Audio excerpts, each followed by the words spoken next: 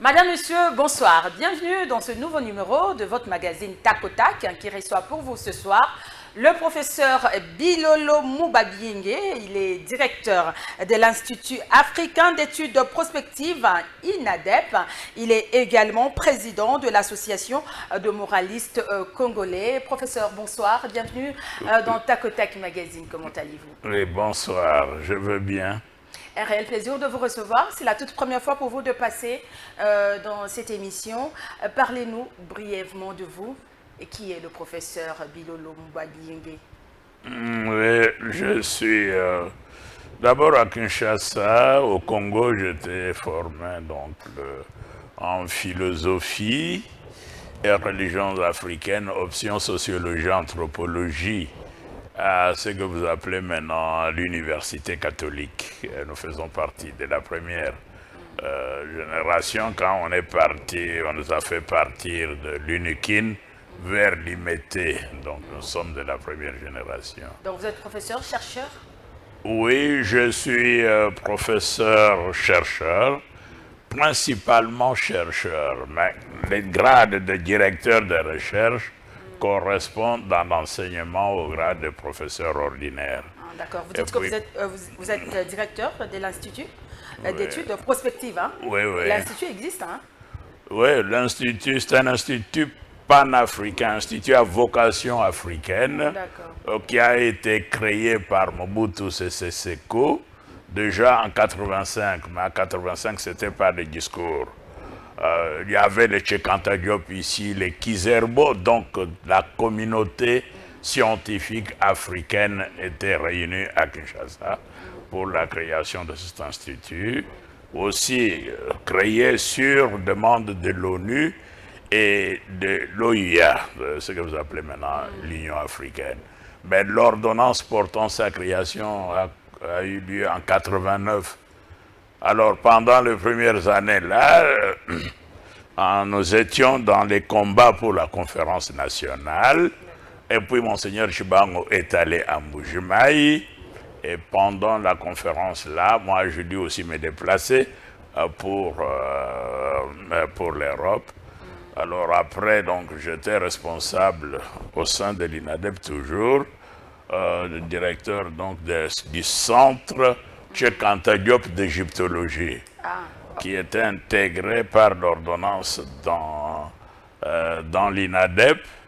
Monseigneur s'occupait de l'aspect prospectif à Kinshasa. Et alors en 2016, il a créé une extension dont je suis encore directeur d'extension de l'INADEP en Europe pour préparer la relève.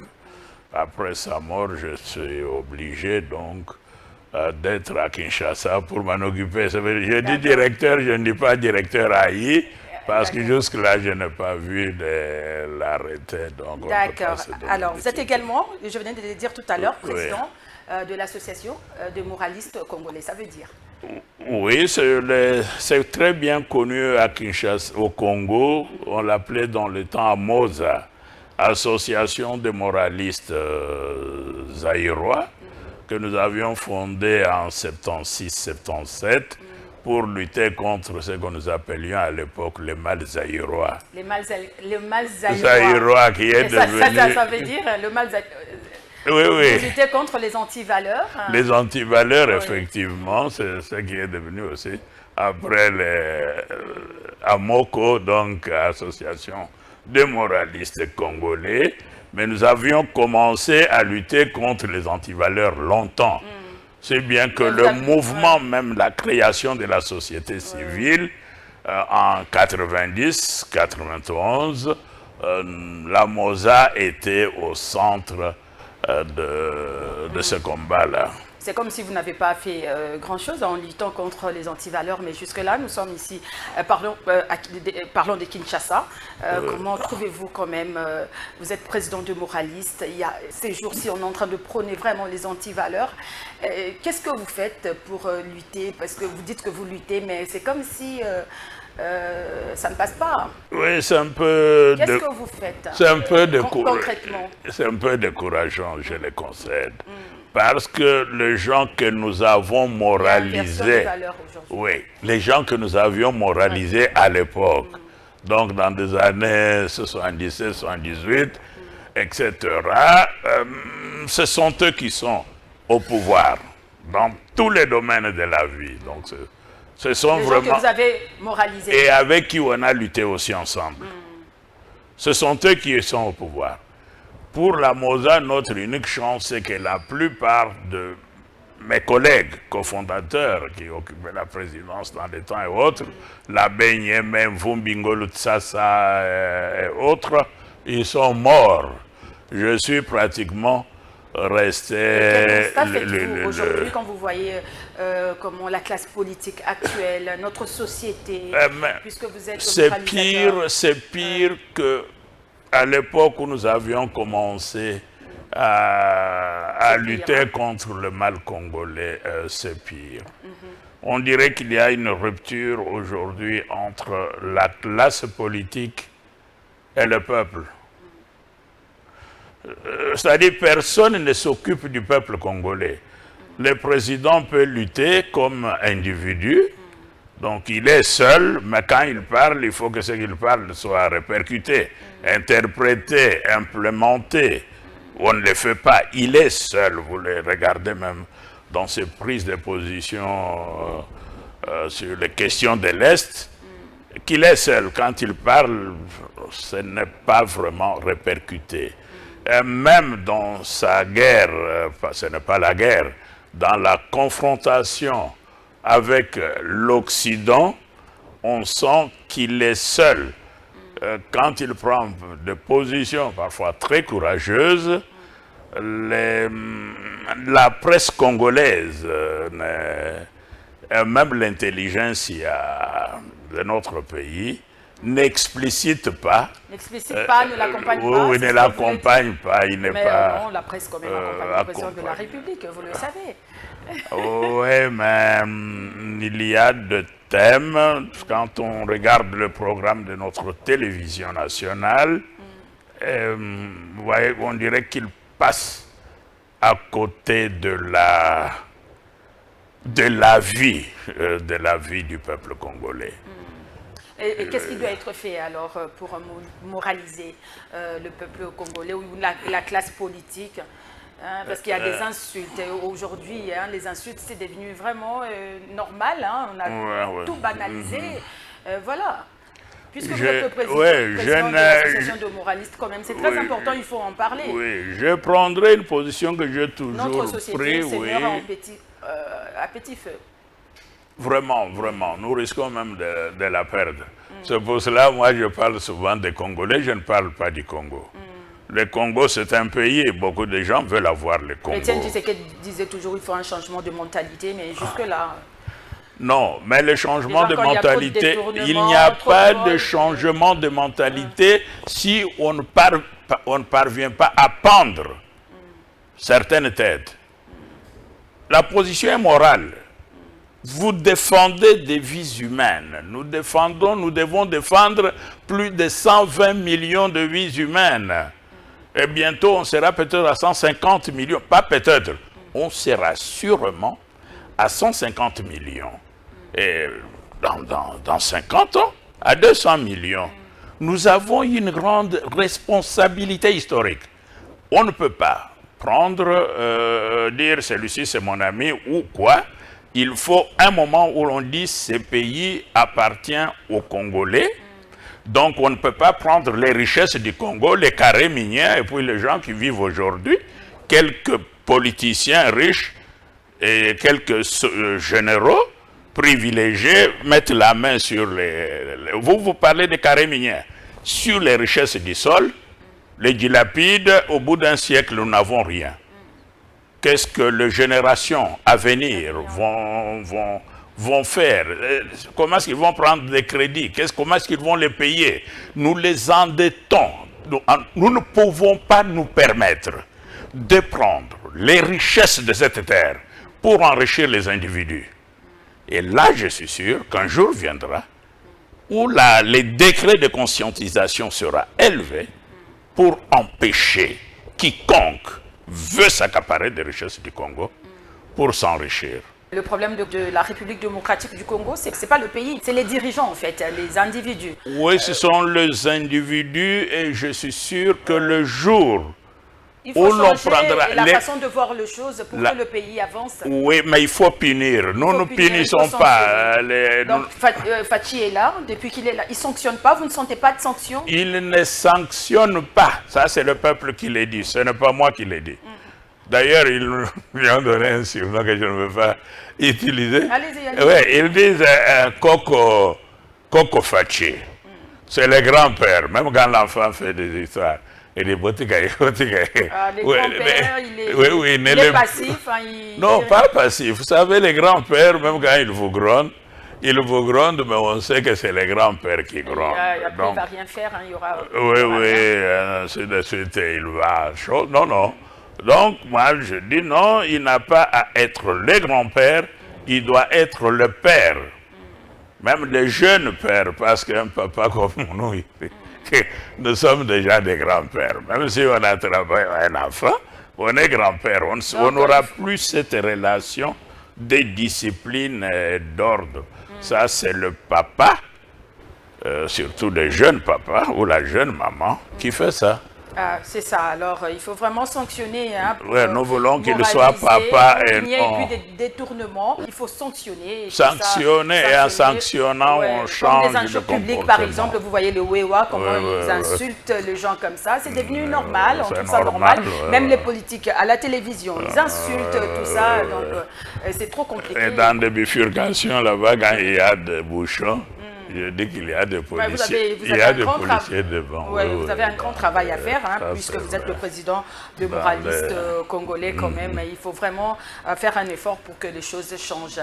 Alors, vous êtes chercheur, vous avez dit tout à l'heure. Comment évaluez-vous le travail de votre ministre Gilbert Kabonda, qui est ministre de la Recherche scientifique?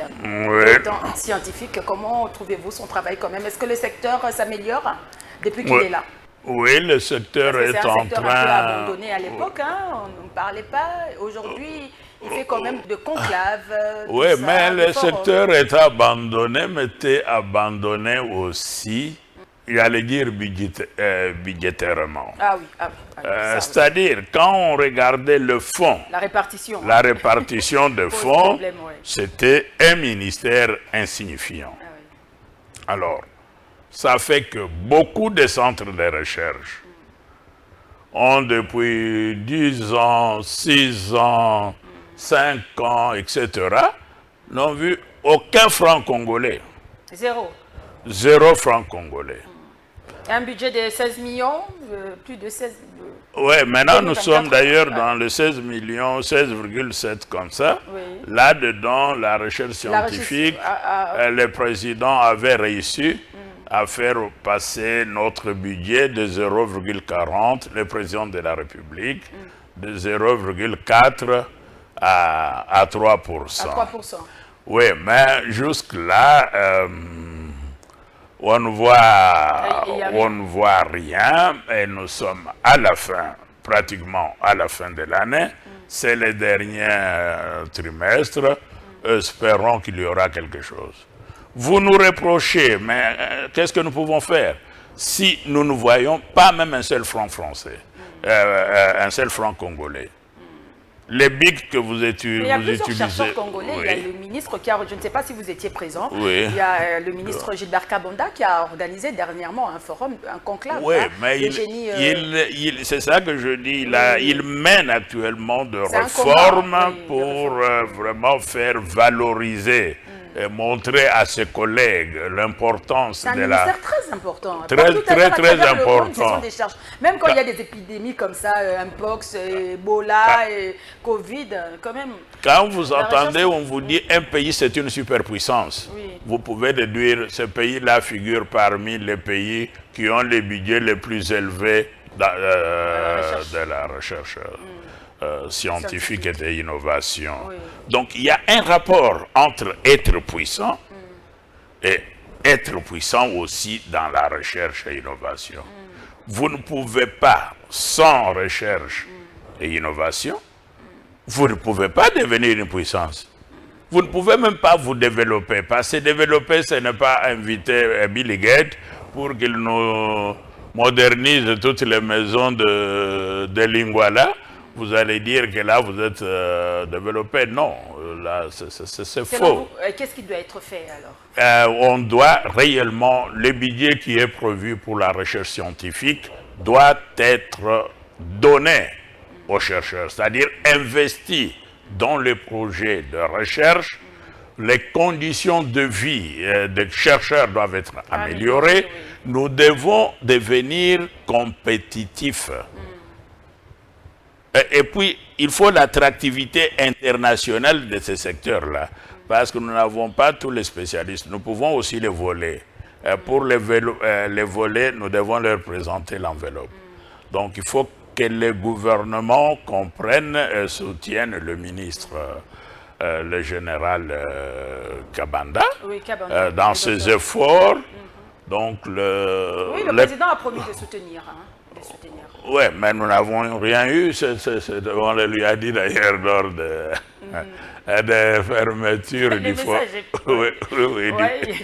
forum qu'il faudrait tout de même que nous puissions voir quelque chose. Alors, voir quelque chose, c'est très important. Alors, aujourd'hui, il y a grève des enseignants. Vous êtes comme un professeur, vous êtes aussi concerné. Quel sentiment vous avez quand chaque année, je ne sais pas si nous tendons vers une année blanche, parce que le ministre des Finances avait dit qu'il allait décanter la situation. On attend. Chaque année, il y a toujours le même problème. Grève des enseignants. Les enseignants se plaignent. Ils ne sont pas bien rémunérés. Ils ont aussi des enfants, une famille. Ils ont des responsabilités, mais à comparer avec le salaire des sénateurs, des députés, des émoluments de sénateurs et députés, c'est vraiment... l'écart est vraiment... Pourquoi cela est dû à quoi? Qu'est-ce qu'il faut faire? Il se passe Pourquoi les enseignants sont négligés? Il se passe une tragédie dans ce pays. Les politiciens ont confisqué le Congo et les trésors publics. Les trésors publics de la République démocratique du Congo, je l'explicite, je parle lentement pour que les gens puissent comprendre, ce trésor public est pris en otage par les politiciens. C'est pour cela, l'unique métier au Congo, pour bien vivre, il faut devenir politicien. Et ça, c'est la caricature, parce que les politiciens ne produisent rien. Donc, si ce sont des politiciens qui s'engageaient, qui étaient prêts pour mourir à l'est du Congo, pour aller se mettre aux frontières et défendre les frontières de la République. Là, je dirais, ils sont comme des soldats, donc comme des Ouazalendo qui sont en train de se battre là. Non, nous avons des gens, les bureaucrates. On est là pour faire quelques dossiers, corriger des projets de loi, et encore quelle loi, etc. Et pour cela, maintenant, l'écart entre cette classe politique... L'écart est vraiment énorme. Énorme, même par rapport à leurs collègues européens. Donc, qu'un parlementaire congolais, un des pays les plus... gagne le président de l'Assemblée nationale, un ministre congolais? Un des pays les plus pauvres de la planète. On dit que nous sommes riches, avec des salaires exorbitants. Avec des salaires qui dépassent les salaires du président américain, des USA, qui dépassent les salaires des chanceliers allemands, de von der Leyen, de l'Union européenne, un pays pauvre. Et là, on met des écarts salariaux qui n'existent nulle part au monde. C'est pourquoi il y a des conflits, parce qu'il y a... Et ça, non, là, ça crée des frustrations. Nous interpellons Fachi, ça ne crée pas de frustration, ça crée des révolutions. Donc, ceux qui entretiennent ça sont en train de nourrir, je l'ai toujours dit, on est en train de nourrir une révolution, indirectement. Le président doit stopper, réduire les salaires, je dis bien... Le train de vie. Le président l'a dit depuis, mais jusque-là... J'étais au ministère de la Défense. Il n'y a pas de changement. J'étais au ministère de la Défense, j'étais très content. Ils ont les ketchs ici, vos ketchs là. On a mis donc la peinture de l'armée et puis le symbole de l'état-major. En toute simplicité, quand deux soldats, deux officiers prennent une voiture, ils ne doivent pas prendre Prado et autres. Non, on doit... Balissade, tout ça. Ça ne doit pas. Donc, des véhicules qui coûtent énormément cher. On doit réduire ici et maintenant, je dis bien ici et maintenant, les trains de vie et réduire la différence salariale. Nous ne sommes pas pauvres. C'est la politique salariale congolaise qui nous rend pauvres. Les gens qui nettoient les assiettes, qui balayent, qui s'occupent des toilettes en Europe, se payent des véhicules, se construisent les maisons, peuvent aller prendre des crédits. Avec 3 000 ou 2 500 à 2, si vous faites ça, vous êtes à 5 000, 6 000, voire même à 7 000, vous avez des crédits. Professeur, il y a un enseignant qui formate nos cerveaux. C'est grâce à vous que effectivement, ce que vous dites là, c'est ce que je voulais dire. Oui. Vous m'aidez un peu parce que j'étais sorti du cadre. D'accord. On paye mal les médecins. Le médecin, oui, les infirmiers. On paye mal les infirmières. On paye mal les gens qui s'occupent des routes. L'autre jour, je les grondais ici, sur Willery.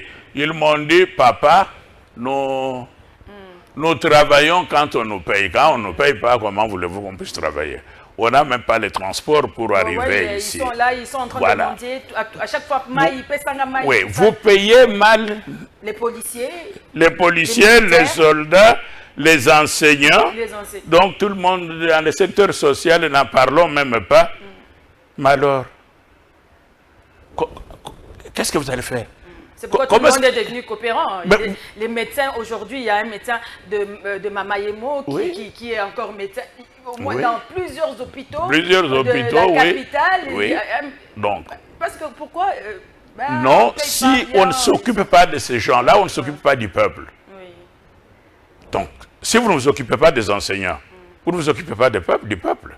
Ces gens ont priorité. L'éducation est maintenant au rabais. Hein. Il n'y a pas une qualité. Bien qu'il y a gratuité, mais la qualité il faut inverser pratiquement votre pyramide de salaire-là. Payez comme on paye les médecins belges, les ministres belges et les parlementaires. Je ne vous demande pas d'inventer un nouveau système. Dites comment est-ce qu'on paye les gens en Allemagne. Que gagne un ministre, que gagne ceci, que gagne le chancelier, que gagne leur président là, et les soldats, et l'officier, et les capitaines. Adoptez seulement le système. Parce que vraiment, on me parle parfois de quelqu'un qui gagnerait 200 000 dollars. J'ose espérer, d'autres même 300 000, que c'est le salaire annuel, que ce n'est pas mensuel. Parce que ça serait du vol systématique du trésor public. Nul dans ce pays, nul, ne fait un travail qui demande de dépasser 30 000 dollars. Quand je dis ça, c'est que j'ai déjà compris. Le président de la République, il n'a qu'à prendre les salaires. Je ne connais pas son salaire, mais je dis bien, il n'a qu'à s'orienter sur les présidents américains. Ont beaucoup de milliards, voir si les autres présidents gagnent des milliards. Le président m'avait dit qu'il ne sait même pas combien il est payé. Il ne connaît pas son salaire. Nous tous, nous ne connaissons pas. Et c'est effectivement aussi ça qui crée le faux bruit. On peut créer... Macron a dit, hein, il a dit, une fois, il était dans une école là, avec des élèves, tout ça. On lui a posé la question, un élève lui a posé la question de savoir combien il était payé. Il a dit non, parce que chez eux, ça se dit, c'est connu. C'est pas un secret. Ça sort dans des journaux presque chaque 2-3 mois. Et chez nous, on fait un secret. Combien, 25 000, non, ces secrets-là portent préjudice au gouvernement, au fonctionnement, à la confiance que le peuple place. Parce qu'on fait nourrir les faux bruits, un tel gagne autant alors que c'est faux. Il faut changer il faut la transparence dans la politique salariale. Ah oui. Voilà. Parce que même la Bible dit comment l'ouvrier mérite son salaire. Wow. Donc on ne peut pas travailler. Il y a un monsieur à la radio là, et j'ai suivi, mais professeur, enseignant, ça la grève, pourquoi? Il faut quand même enseigner par amour, hein, l'amour du prochain. Non, on ne va pas toute sa vie faire le bénévolat. Oui, c'est ça. Non, les Congolais sont prêts à faire le bénévolat.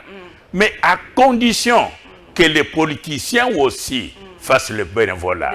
Si vous me dites, le président du Sénat, la Chambre des députés font le bénévolat, les députés font le bénévolat, on leur donne un petit rien quand ils ont leur séance.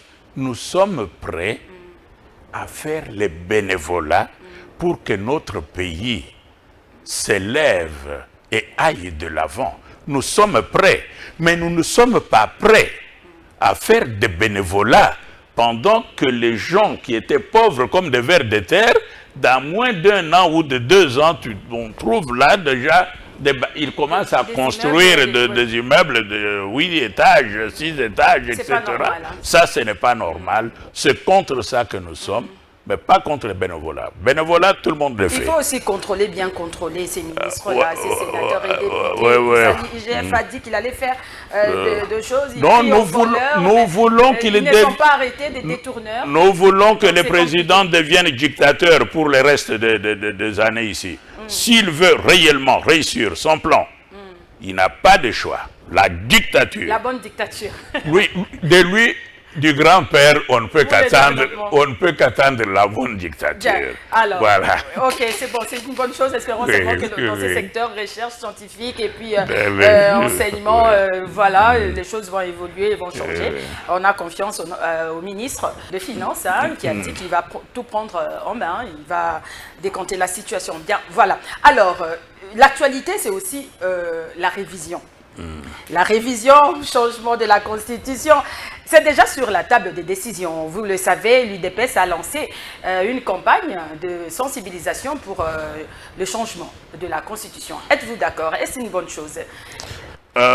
Pour le moment, l'UDPS n'a pas un bureau d'études qui peut dicter ou étudier le langage.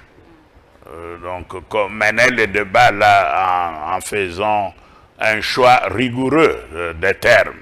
On dit éviter tel terme, éviter tel terme. Est-ce que nous parlons de changement de la Constitution? Non. Modifier ou quelques articles. C'est quelques articles, donc on veut faire une révision, revoir. C'est ce qui empêche le pays d'évoluer, la Constitution? Il y a des articles, effectivement, il y a des choses qui posent... Comme quoi, par exemple? Quel article? Pas un article. Il y a, par exemple, la province de Mbuji-Mayi. C'est 9000 quelque chose kilomètres carrés. Donc, la province de Mbuji-Mayi est plus petite que la ville de Kinshasa. Alors, maintenant... La population, là, quand vous groupez les gens comme ça, la croissance démographique est rapide. Ça signifie que d'ici 25 ans, vous aurez un surplus de ressortissants de Mbuji-Mayi. Quand ils vont du côté de Ngandanjika, donc vous appelez maintenant Lomami, ou de Kindu, on dit que ce sont des étrangers. Quand ils viennent du côté de Kananga, ils deviennent des étrangers. Quand ils vont du côté de Sankuru, ce sont des étrangers. Ça posera des problèmes. On va se retrouver dans la même situation qu'on était dans des années 60. 59, 60, vous savez ce qu'il y a eu entre Kananga et Mbuji-Mayi, et puis le Katanga et les Kasaï, etc. Alors que ce sont les mêmes peuples. Les frontières politiques que vous mettez là, les gens les enregistrent dans la tête comme étant des frontières biologiques. Alors on vous invente des tribus sur base de ça. Donc. C'est l'article là qu'on doit... Oui, je donne un exemple. Ça, on doit changer. Je l'avais toujours demandé. Vous ne pouvez pas faire d'une province mère enfin, réduire ça au niveau pratiquement d'un petit secteur. Non, la justice, c'est aussi la justice géographique. Si vous avez une province de 300 000 ou 400 000 kilomètres carrés, vous divisez ça en 4 provinces, vous faites la mathématique, 100 000, 100 000, 100 000. Mais vous ne pouvez pas donner là-bas 130 000 ici, 180 000, et puis l'autre, vous lui donnez 9 000. Donc là, la Constitution, par rapport à ça? Oui, la Constitution doit revoir la répartition actuelle des provinces. 2, il y a le problème des carrés miniers. Les carrés miniers, c'est le pillage de la nation. C'est la destruction, c'est la vente du Congo. Pour comprendre le problème des carrés miniers, il faut vous projeter dans 50 ans. Nous ne serons plus là, mais dans 50 ans, quand toutes ces richesses se termineront ou seraient déjà épuisées, comment est-ce que ceux qui viendront après, en l'an 2100, en l'an 2150, vont vivre? Nous devons être à même de nous projeter dans l'avenir et de gérer le pays à partir de cette projection. Là aussi, ça doit changer. Là aussi, ça doit changer. La Constitution. Là, on doit changer l'article. C'est quel article? Non, je ne l'ai pas ici en tête. Je parle de problèmes sociaux. De problèmes sociaux. Oui, oui, qui doivent être corrigés. Il y a le problème. Mais même le chef de l'État aussi avait dit qu'il n'est pas vraiment d'accord pour le changement de la Constitution. Oui, le changement, c'est réviser. Oui, réviser la Constitution par rapport aux sorties du gouvernement aussi. Oui, hein. Vous avez vu, ça a pris du temps. Oui, ça a pris du temps, mais est-ce qu'on dirait qu'ils l'ont fait sciemment? Oui, mais si vous maintenez les anciens ministres, vous les laissez en fonction après les élections, mais c'est normal, je veux aussi tout retarder. Tout le monde met la machine en marche pour que ça prenne beaucoup de temps. Ça, c'était une erreur. Mais dans l'opposition, il y a une forte agitation. Hein. L'opposition dit que non, Félix Tshisekedi va s'éterniser au pouvoir. Est-ce que vous êtes... Je ne sais pas s'il y a l'opposition. Il y a une opposition. Non, il y a des collègues. Il y a Ensemble pour la République. SID, c'est notre... Avec Martin Fayoulou. SID, c'est notre parti, donc le parti de tout le monde, donc dans les choses. Fayoulou me connaît bien, nous avons lutté avec lui à la conférence, même à l'IDPS, à la conférence nationale. Comment le violon ne s'accorde pas par rapport à ça. Oui, mais c'est normal si nous touchons à des choses où les gens ont beaucoup d'intérêt.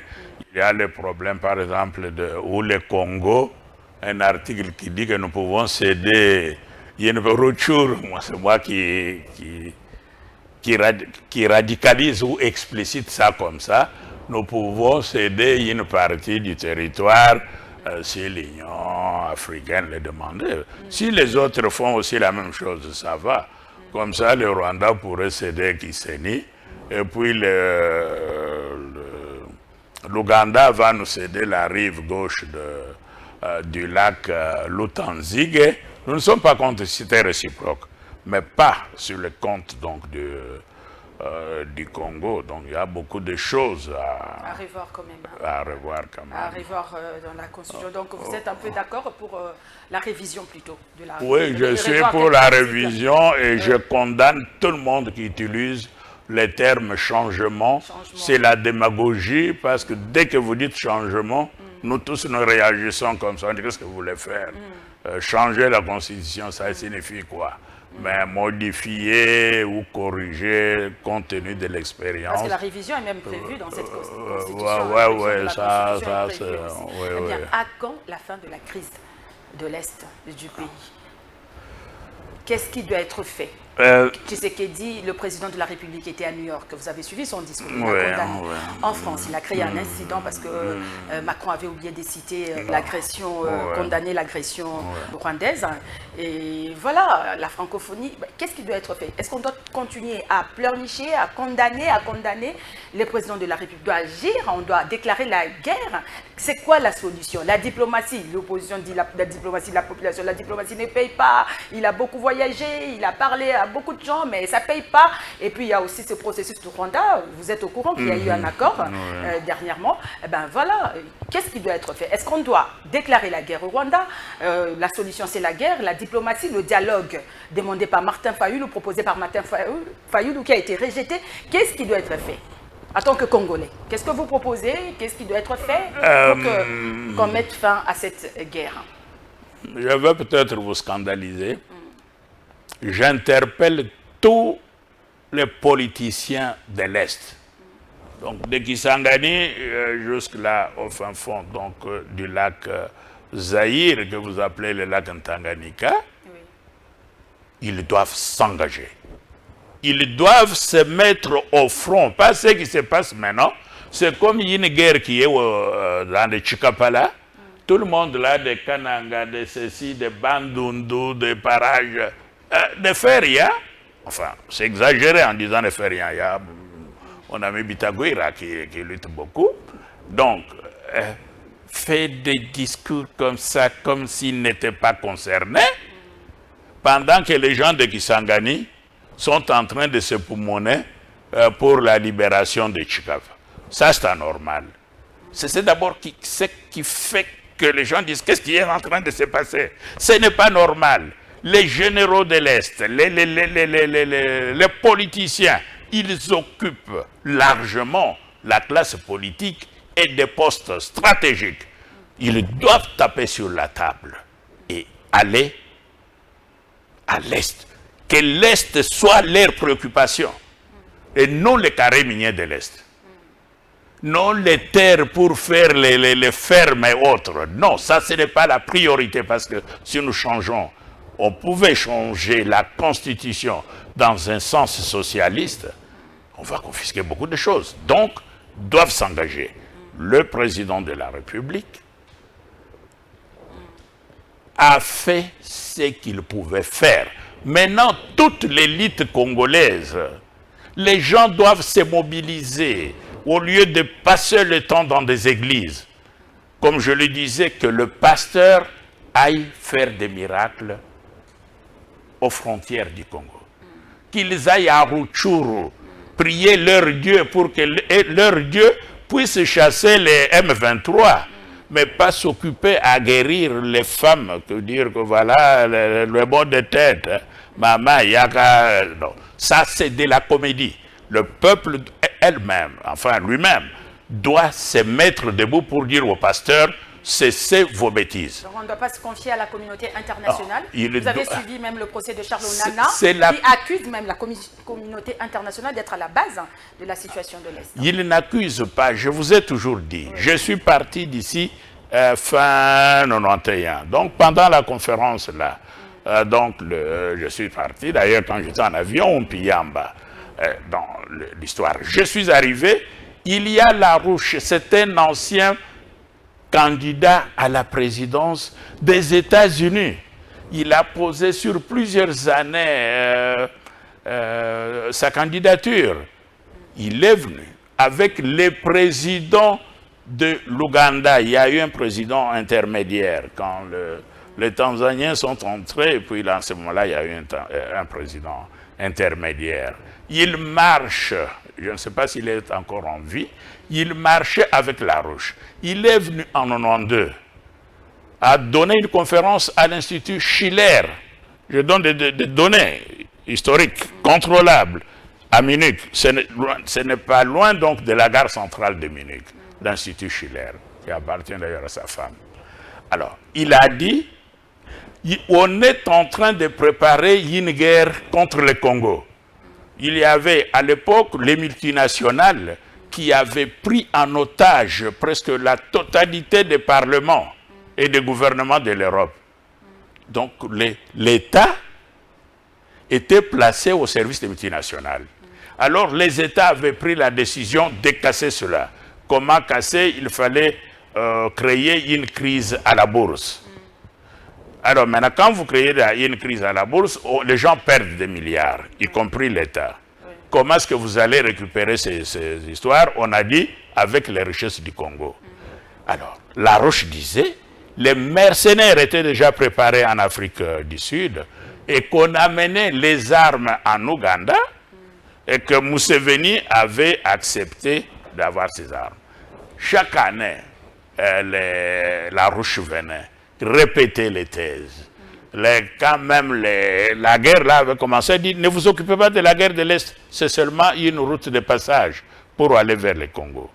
Quand Mzee a pris le pouvoir, il est venu nous dire, il faut lui dire, on va faire la guerre, mais c'est maintenant qu'on va piller le Congo.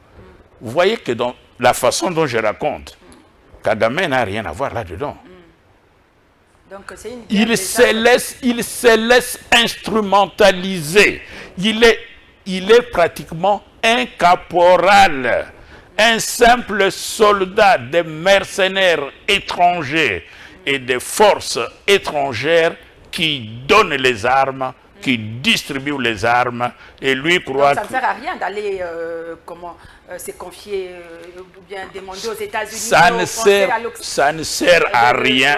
De sanctionner le Rwanda. Ça ne sert à rien, et ça, le président de la République... On doit sanctionner le Congolais. Hein? Le Congolais lui-même doit sanctionner. Le Congolais lui-même doit sanctionner. Moi, je ne dirais pas de déclarer la guerre contre le Rwanda, mais de déclarer la guerre dans les zones occupées. C'est au Congo, donc ce n'est pas une guerre contre le Rwanda. Mettez toute la puissance du feu de cette république. Il y a des militaires maintenant qui sont déjà à l'âge de pension, qui vont bientôt mourir sans avoir tiré une seule balle. Mobilisez notre armée. Quand ils seront morts sur le terrain, on va envoyer d'autres jeunes. Je demande à mon gouvernement, je demande au chef de l'État, mettez la puissance du feu et libérez Rutshuru, libérez toute la zone de l'Est. Nous voulons la libération. Nous n'allons attaquer personne. Nos militaires ne vont pas aller au-delà. Mais s'il y a des militaires, donc les autres là, qui sont sur le sol congolais, vous brûlez les tout. Donc détruisez tout. Nous allons construire. La guerre nous coûte beaucoup de milliards. Beaucoup. Même la crise là de politique, vous on dit, on est mal. Qui veut la paix, prépare la guerre. Oui, qui veut la paix, prépare la guerre. Oui. Libérons, ce sont les terroristes qui sont dans notre maison. On n'a pas à demander la permission. On n'a pas à demander la permission. À qui que ce soit, non. Demain, on met les batteries en marche. Un général qui donne l'ordre contraire, vous l'abattez sur les champs. Il n'y a pas de jugement. Donc, nous voulons une guerre totale et radicale à l'intérieur de notre maison. Et là, nous nous demandons la permission de personne. Ouais, le processus de Luanda, là, ça ne sert à rien, c'est d'accord. Nous nous demandons à l'intérieur de nos frontières. Oui. Quiconque nous provoque là-bas est à éliminer. À l'intérieur de nos frontières, vraiment, il faut tout raser. Le message est passé. Oui. Merci beaucoup, professeur Bilolo. Je ne sais pas si vous avez encore un mot de la fin. Vous avez bien parlé là. Il faut tout détruire. Hein. Il faut vraiment, vraiment libérer la puissance, vous avez dit, du feu. Du feu, oui. Oui. Dans nos territoires. Voilà. Oui, non, c'est que si j'ai quelque chose à dire, les Congolais ne doivent pas désespérer. Ils doivent lutter, éviter à ce qu'ils soient esclavagisés. C'est pour cela que la justice salariale est une priorité des priorités. Ça, nous le disons en direction de Madame, son Excellence, Madame Toluka. Oui, la Première ministre. Donc, c'est elle qui s'occupe de ce genre de questions. Il y a une injustice criante. Une injustice sociale. Sociale. Nous ne sommes pas pauvres. Payez bien les gens, ils vont renouveler leur maison. Merci beaucoup. Merci, professeur. Merci. En tout cas, merci de répondre à nos questions. Madame, Messieurs, cette émission est terminée. Je rappelle que j'avais reçu pour vous ce soir le professeur Bilolo Moubabiengue, qui est directeur de l'Institut africain d'études prospectives, INADEP, et président de l'Association des moralistes de Congolais. En tout cas, que ça ne soit pas la dernière fois. Hein, revenez quand vous voulez. Merci à tous nos téléspectateurs. Merci à l'équipe technique. Au revoir et à la prochaine.